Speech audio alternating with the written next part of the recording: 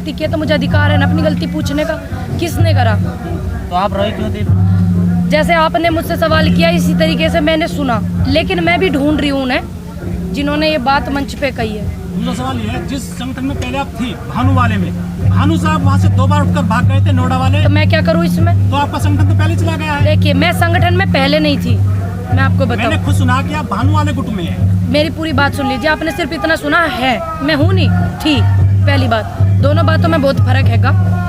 जब मैंने अपना समर्थन करा आंदोलन को, किसानों को करा, मैंने किसी भी संगठन को नहीं करा और ना मैं किसी संगठन में थी। उस टाइम पे वो वहाँ बैठे हुए, मैं हर बॉर्डर का दौरा कर रही, ठीक। दूसरी बात, ये कौन सी किताब में लिखा है कि मतलब अगर कोई संगठन का व्यक्ति चला गया तो उसके जो कार्यकर्ता उस संगठन को छोड़ के यहाँ पे सहयोग करें और वो नहीं कर सकते? कहाँ लिखा? कहीं हो? ये जन आंदोलन है। लेकिन पूनम जी, आपको नहीं लग रहा आंदोलन को आज 79 दिन किसान थक गए हों जैसे, और सरकार ने थका दिया? नहीं, बिल्कुल नहीं लगा। देखो, घर खेती करना करेंगे तो हम खावेंगे क्या? वे यहाँ के भिजवावेंगे? ये भी तो बात है। आ रहे हैं, जा रहे हैं, और ये आंदोलन मेरे को नहीं, सबको पता है कि नहीं है, कमज़ोर नहीं हो रहा, ना थके हुए हैं। आपको पता भी है, जनता भी जागरूक हो रही है, देश का अन्नदाता भी जागरूक हो रहा है। जन आंदोलन तभी तो ये हुआ है। लेकिन आप कह रहे हैं कि प्रधानमंत्री नहीं बोल रहे, अब तो उन्होंने साफ कर दिया, आपके हर सवाल का जवाब दे दिया उन्होंने। कहाँ दोनों दिया? सदनों में दिया, राज्यसभा में भी और लोकसभा में भी। क्या और कहा? उनका स्टैंड क्लियर है बिल्कुल, क्या कानून तो वापस नहीं होंगे। क्यों नहीं होंगे? बस ये भी तो बताना देश की जनता को। ये कह रहे हैं कि ये वापस नहीं होंगे। हमने इन्हें कमी बताई, सोशल मीडिया पे हर व्यक्ति कमी बता रहा है, और जितने भी मेरे संगठन यहाँ आएंगे उनके व्यक्ति भी जा रहे हैं, नेता भी जा रहे हैं, बहुत सारे लोग जा रहे हैं, मेरे जैसा युवा भी बता रहा है। मैं बहुत सारी डिबेट में बैठी हूँ, मैं आपको बताऊँ। उन्होंने मेरे से पूछा है कमी, कि आप कमी बताओ। मैंने कमी बताई है, आप मेरी डिबेट भी चेक कर लेना, मैंने कमी बताई है। आज और बता दो, सुन लीजिए, मैं आपको फिर दोबारा बता दूंगी और बताइए, लेकिन मेरी बात पूरी होने दीजिए। कमी भी बता के जाऊंगी जब आप पूछ रहे हैं तो। मैंने कमी भी बता दी, लेकिन उस कमी के मैंने उनसे फायदे पूछे हैं, उन्होंने मुझे फायदे नहीं बताए आज तक। और जब मैंने उनको कमी बताई है, एक भी आप मेरी डिबेट उठा के देख लेना, अगर किसी और को उन्होंने बता दी हो या सवाल जवाब उन्होंने दे दी तो मुझे नहीं पता। जिस डिबेट में मैं बैठी हूँ बीजेपी प्रवक्ताओं के साथ में, कमी बताने के बाद वो सवाल से दूसरी तरफ आ जाते हैं। कांग्रेस, प्रियंका गांधी, सोनिया गांधी, राहुल गांधी, पाकिस्तान, यहाँ वो आ जाते हैं। उस सवाल के पूछने के बाद मैंने भी कमी उन्हें बता दी।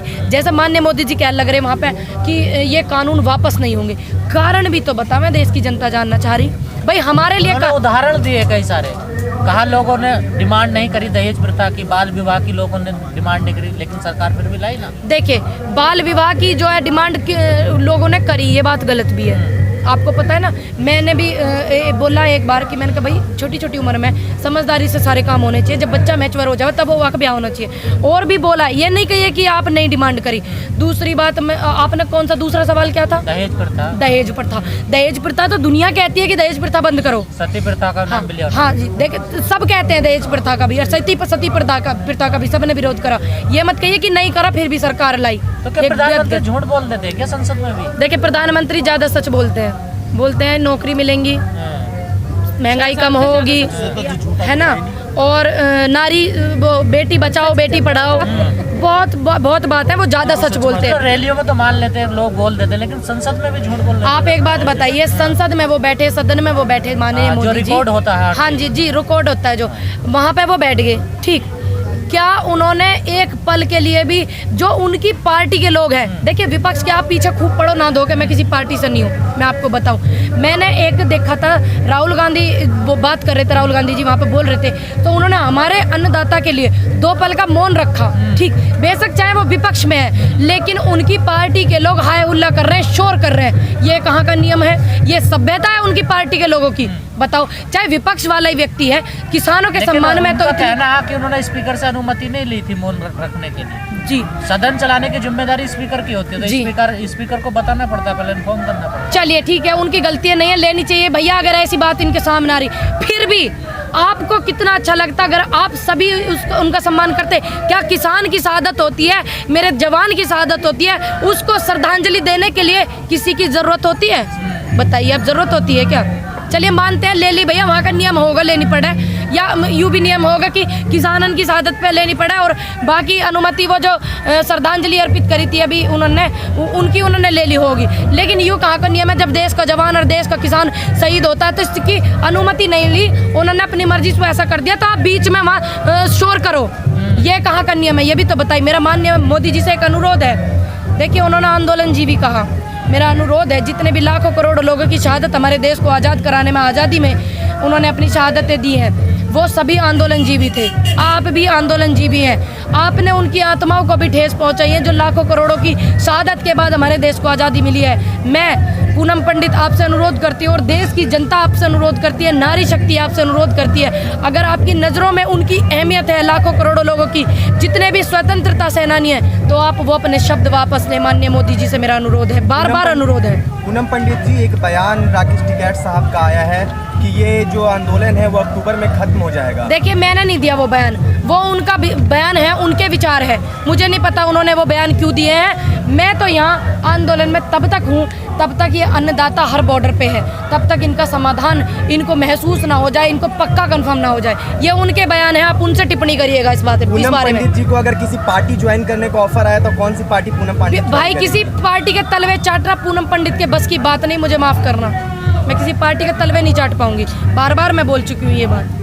लेकिन अब रास्ता क्या किसानों के पास? देखिए, रास्ता ऐसा होगा, मैं बताऊंगी भाई, मेरी आवाज़ अगर पहुंच रही हो।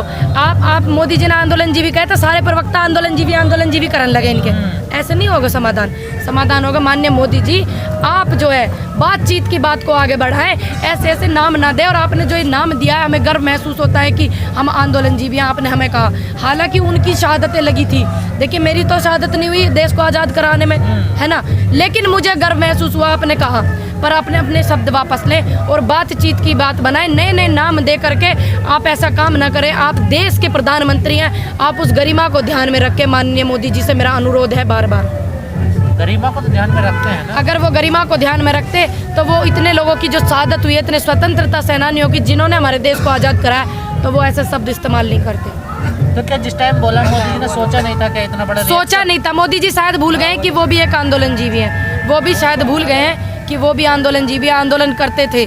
और इनकी पार्टी के जो लोग उस बात को दोहरा रहे हैं, हमारे मोदी जी ने ठीक कहा, हमारे मोदी जी ने, भैया वे हमारे भी मोदी जी हैं, प्रधानमंत्री देश के, तुम भूलो मत, यह बात है, तुम्हारे ही ना है, वे हमारे भी हैं। तो वह बात है, तुम दोहरा रहे हो, एक बार सोच भी लेते, अगर तुम सोच लेते ना यह बात है, तो यह बात है, दोहराते नहीं। तो सोच के माननीय मोदी जी को बोलना चाहिए, इतने बड़े पद पे वो हैं, वो भी आंदोलन कराए भैया। जब कांग्रेस के खिलाफ आंदोलन चल रहा हो, वे भी करते थे। शायद मोदी जी भूल गए। देखिए, व्यस्त ज़्यादा है और दुविधा में भी ज़्यादा है। उधर से हाँ लोड है बहुत ज़्यादा, इधर से किसानन का लोड हो रहा, उधर से उद्योगपति का हो रहा, और उधर से तुम्हारे जैसे पत्रकारन को भी हो रहा, तो ज़्यादा लोड है, थोड़ा हो जाए डिस्टर्ब से। किसानों का लोड तो हल्का कर दिया ना मोदी जी ने। कहाँ कर दिया? कर दिया MSP पक्की कर दी, कानून रद्द है। अच्छा दिखाइए भैया। नहीं, उन्होंने तो मना कर दिया, नहीं होगा, अब लोड ही कहाँ बचा।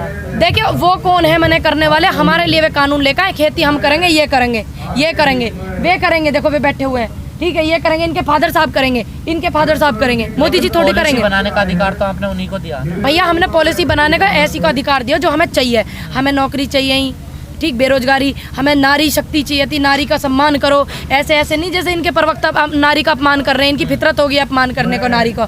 लेकिन ये इस बात को भूल जाए कि नारी का जब अपमान हुआ ना, उस व्यक्ति का हमेशा से विरोधी हुआ, चाहे वो पार्टी हो चाहे कोई भी व्यक्ति हो, ठीक। हमने तो इनसे नू कही कि देश की शिक्षा भी सुधार है। अब आप बताओ, इतनी महंगाई, इतना दिक्कत हो रही है, इतनी परेशानी हो रही है देश में, जब आप 20-20 हज़ार करोड़ के आप प्लान ला रहे हो, नया संसद बनवाने को पैसे दे रहे हो, ठीक, तो ऐसे हमारे देश की अर्थव्यवस्था खराब हो गई, ऐसे होती है। आपने न्यू शिक्षा की बात करी, मोदी जी ने खुद बोला सदन में कि जो न्यू पॉलिसी, जो न्यू एजुकेशन पॉलिसी आई है, बहुत कारगर साबित होगी। चलिए, आएगी, बहुत बड़ा, अभी थोड़ी आई है, वो आ गई पॉलिसी, आ गई। कहा हवा में, क्या कहा हवा में, अभी वहाँ का प्रमाण थोड़ी आया, ठीक। जो दूसरी बात, ये जो दलिया बट रहा, ठीक है आप दे रहे हो, बट आप सरकारी स्कूलों में जाकर देखो, मेरी जैसी बहन बेटी बेचारी बैठी रहे हैं वे, और 2-4-6 घंटा बैठ के वे आ जा, और जो जाड़न के मौसम में सूटर भी बुने हैं बेचारी, वे खुद नुए में हम कहा करें, जब ये वहाँ जाकर दौरे नहीं करेंगे और जब वहाँ सर्वे नहीं करेंगे तो वे कैसे ध्यान देंगी। तो इस तरीके से जब सरकारी स्कूल है, जैसा आपने देखा होगा, सरकारी स्कूलों की व्यवस्था सही नहीं।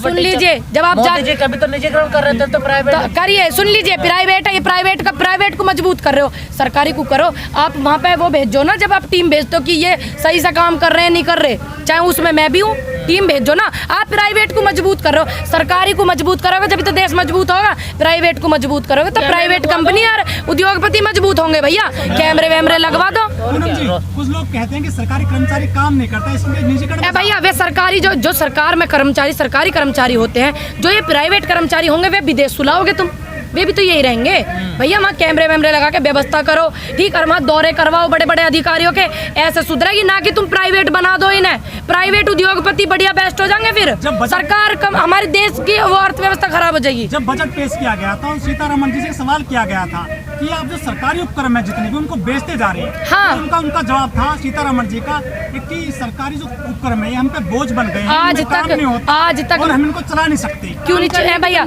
आज तक देश में सरकारी संपत्ति सरकारी संस्था किसी भी पार्टी ने नहीं बेची है। माननीय मोदी जी ने यूँ शुरुआत कर दी है, बहुत ज़्यादा गलत कर दिया है। सरकारी सुविधाओं को बढ़िया बनानी चाहिए, सरकारी व्यवस्थाओं को मजबूत करना चाहिए, ताकि हमारा देश मजबूत हो। किसी प्राइवेट को नहीं, तक प्राइवेट आदमी मजबूत हो जाए। मजबूत नहीं हुआ, राफेल आ गया, क्या क्या नहीं आ गया आपके? हाँ ज़्यादा आ गया राफेल। जब राफेल सस्ता आ रहा हो, जब तुमने लाए नहीं, और जब महंगा आया जब तुम ला रहे, ज़्यादा समझदार हो, मुझे भी पता हो। मतलब निजी कंपनियों का कोई योगदान नहीं है देश में? भैया का योगदान है तुम बताओ? युवाओं को भटकाने का योगदान है। वो नेट पैट से दे देगा, फिर BSNL बंद कर दिया, BSNL बंद कर दिया, बताओ। पेटीएम में पैसे वापस आ जाते हैं 10 रुपए। अच्छा, फिर तो पहले पैसे ना आए रहे जो हम। तो उनसे रिश्ता है ना। सुन लीजिए मेरी बात, युवा समझदार हो रहा। BSNL का बंद कर दिया, नेट पे लगा दिया। नेट पे एक दो भाई की वीडियो भी देखी मैंने, एक भाई की वीडियो आ रही कि मोदी जी ने नेट फ्री चलवा दिया, यूँ करवा दिया। भैया ध्यान से काम करो, आप कह क्या रहे हो? अनुरोध है मेरा ऐसे ऐसे लोगों से।